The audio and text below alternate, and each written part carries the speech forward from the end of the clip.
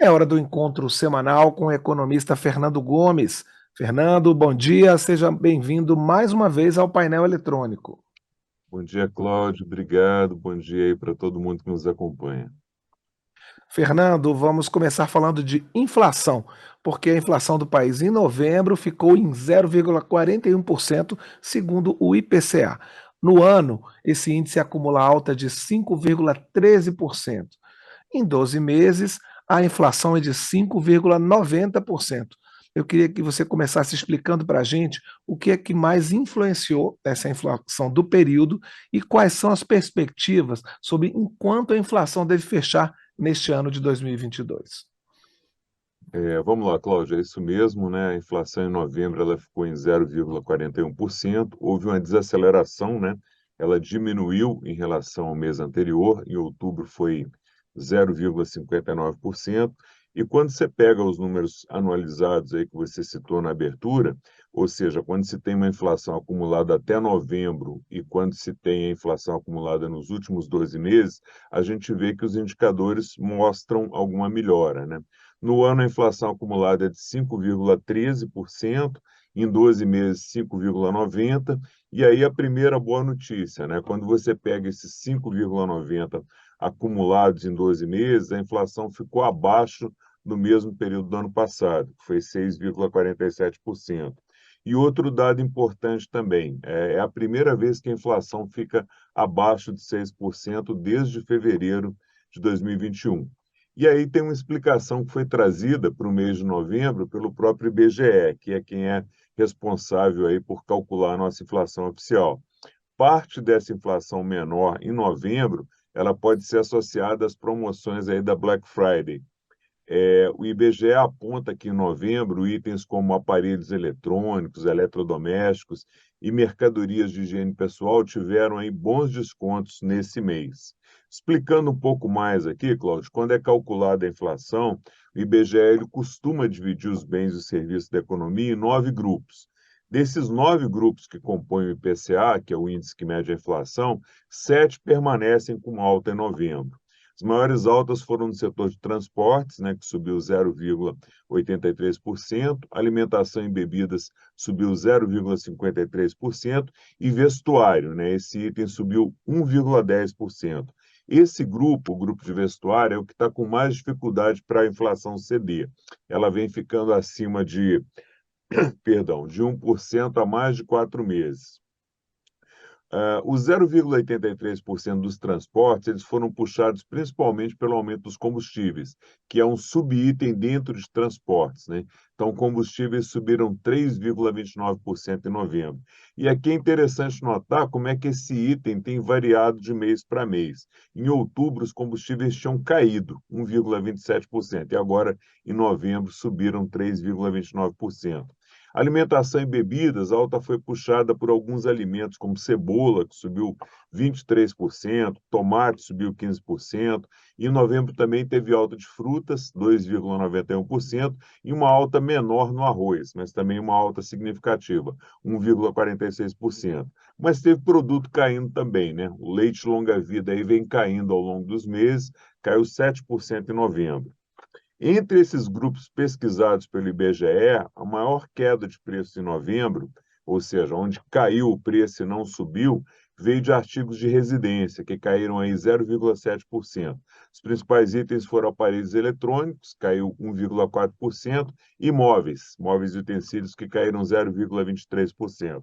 Aqui pode ser efeito que a gente comentou no início, né? Black Friday aí ajudando na inflação de novembro. E para fechar, Cláudio, vale a pena a gente lembrar que, apesar dessa queda da inflação, nós temos, em novembro, nós temos aí 2 pontos que colocam um pouquinho de água nesse chope aqui. O primeiro é que parte dessa queda da inflação foi causada pela redução do ICMS e dos impostos federais que incidem sobre os combustíveis. Foi uma isenção tributária que reduziu o valor desses impostos e gerou a redução dos preços, né? Então, essa isenção ela não deve permanecer para sempre, pois ela significa perda de arrecadação para os estados e também para a União. Aí a pergunta que fica é a seguinte: quando esse imposto voltar, como é que vão ficar os preços dos combustíveis? E com a eventual subida dos preços dos combustíveis, como é que vai ficar a inflação? Então, são pontos aí que a gente tem dúvida para o próximo ano. Esse é o primeiro ponto. Segundo ponto, mesmo apesar dessa queda importante da inflação, que levou a inflação acumulada aí nos últimos 12 meses para 5,90%, a inflação ainda permanece fora da meta que é traçada pelo Banco Central. A gente lembra aqui que o centro da meta de inflação para esse ano é de 3,5%, e mesmo se você considerar o teto da meta, que são os 3,5% mais uma margem de tolerância de 1,5%, o teto da meta, o valor máximo da meta, ainda é 5%.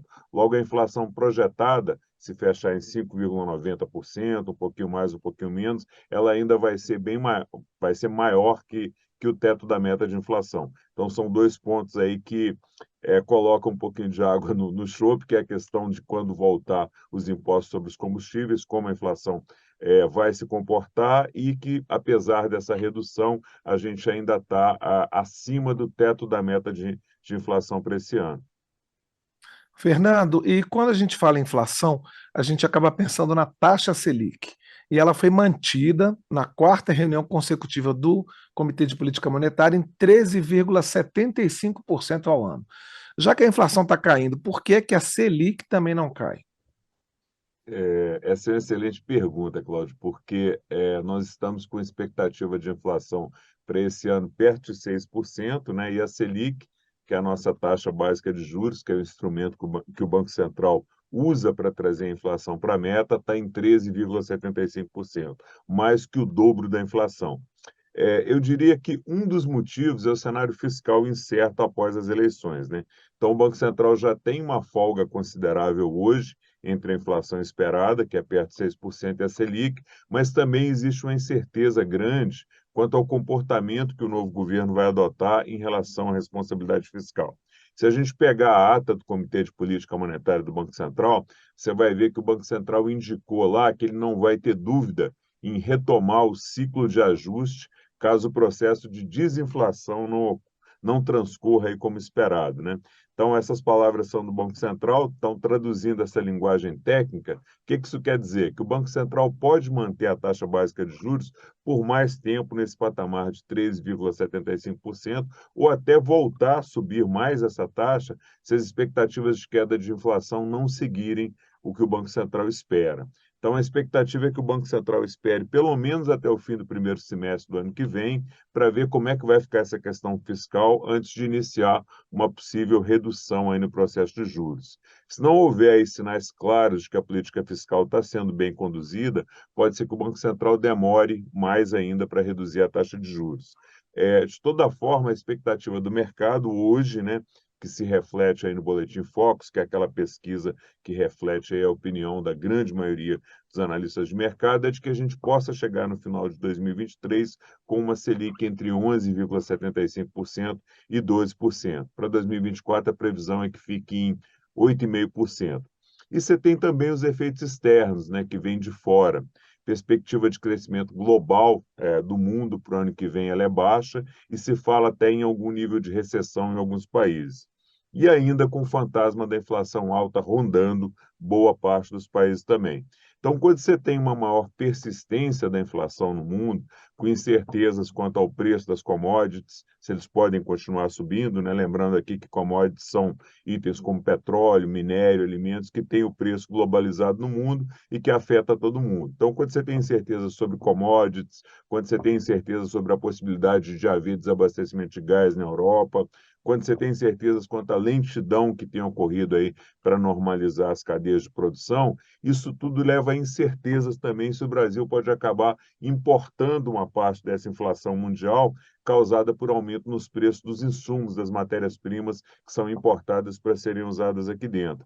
E, além disso, você tem a possibilidade de um dólar mais valorizado, que também pode trazer inflação, porque 30% da nossa economia é dependente aí de produtos importados. Então, por tudo isso, né, pelo cenário fiscal, que a gente quer ainda incerto, e pelo cenário externo, pelo cenário mundial, que não é bom, a tendência é que o Banco Central ainda permaneça, pelo menos no primeiro semestre do ano que vem, acompanhando se esses riscos que a gente mencionou aqui vão se manter, vão se agravar, para aí sim começar um possível ciclo de queda dos juros. E a gente segue aqui olhando, acompanhando. Fernando, você falou no novo governo e a equipe de transição já anunciou o nome de Fernando Haddad, seu xará, para o Ministério da Fazenda. O futuro ministro, ele já fez algum anúncio, ele já falou como é que vai ser a condução da política econômica em 2023? Pois é, Cláudio, ontem teve uma entrevista, né, do Haddad, uma coletiva no final da tarde, e ele falou de forma assim bem tranquila, bem equilibrada, falou uma fala importante aí relacionada ao novo arcabouço fiscal, que embora tenha um prazo até agosto para apresentar aí o novo conjunto de regras fiscais que vão substituir o teto de gastos, ele falou que talvez pretenda apresentar essa proposta até antes de agosto, e em conjunto com uma reforma tributária, né? E isso seria importante, porque eu acho que o equilíbrio fiscal ele passa necessariamente por mudanças aí no nosso sistema tributário. E fez um sinal também que agradou o mercado, que foi a indicação dos secretários dele, né?